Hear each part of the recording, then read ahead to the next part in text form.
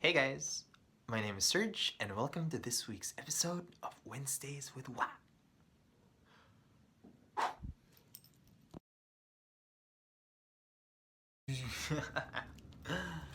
In all seriousness, though, guys, as much as I would love to talk to you about Star Wars because Rogue One is coming out tomorrow, we'd like to dedicate this week's episode, to a lot of students. We've had the great honor as a group to be interviewed by a lot of college students for their thesis, etc., etc.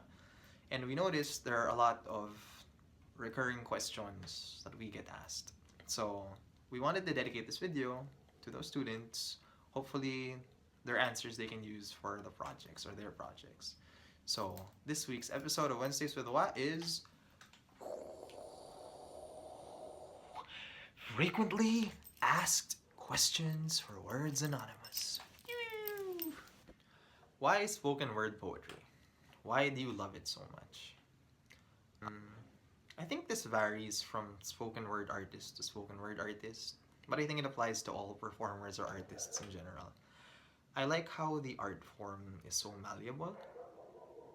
Like, for example, a poem I would do in front of 100 people would be, even though it's the same poem, performed differently if I was performing it for just 3 people.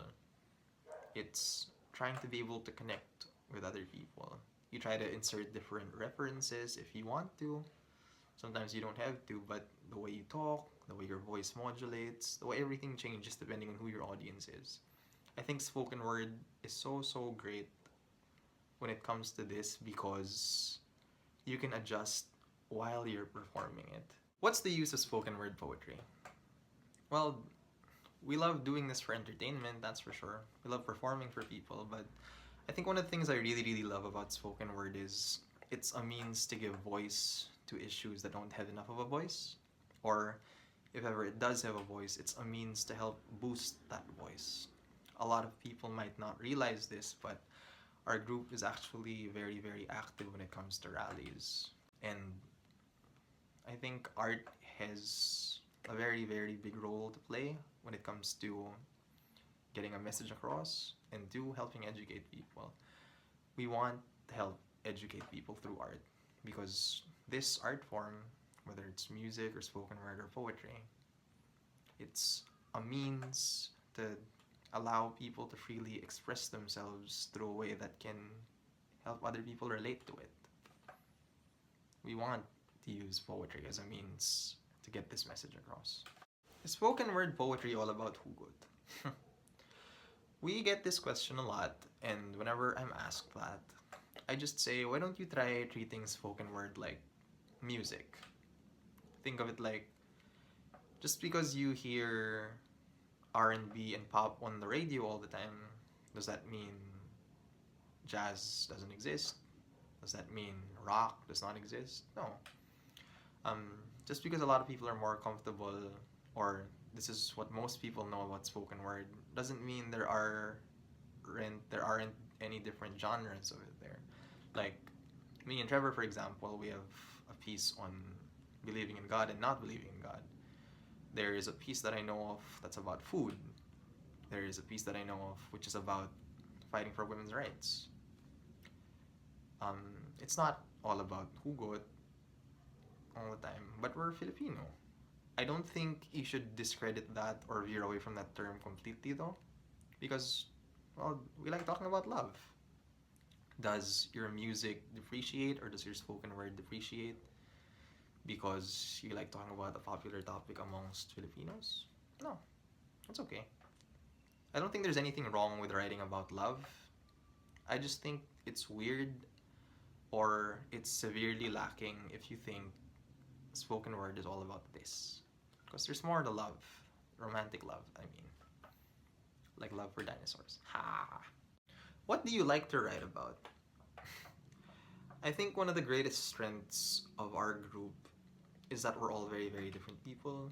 We love to write about different things.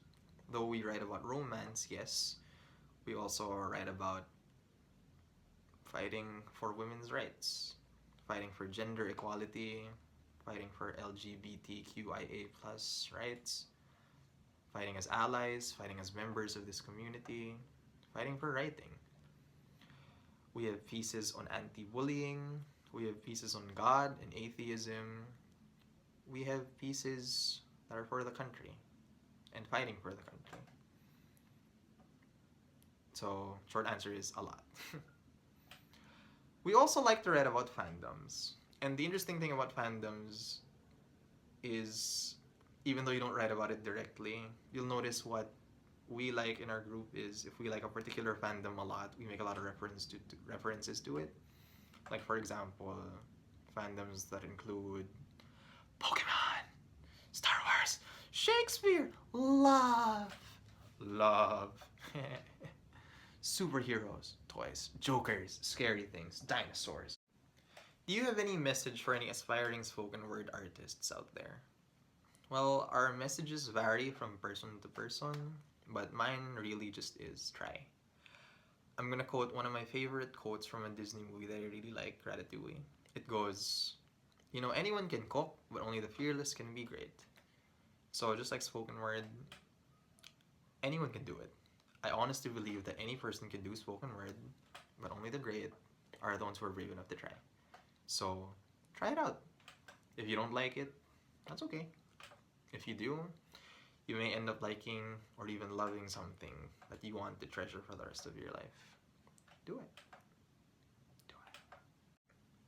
How can we ask you more questions? Well, if ever you're not going to interview us for a thesis, you mean, or come to a show and ask us personally, we have an Ask FM if you would like to ask us. I think we'll do this frequently ask questions thing again. So until then, thank you very much. We're your Words Anonymous. Good night. I'm gonna use my lightsaber now.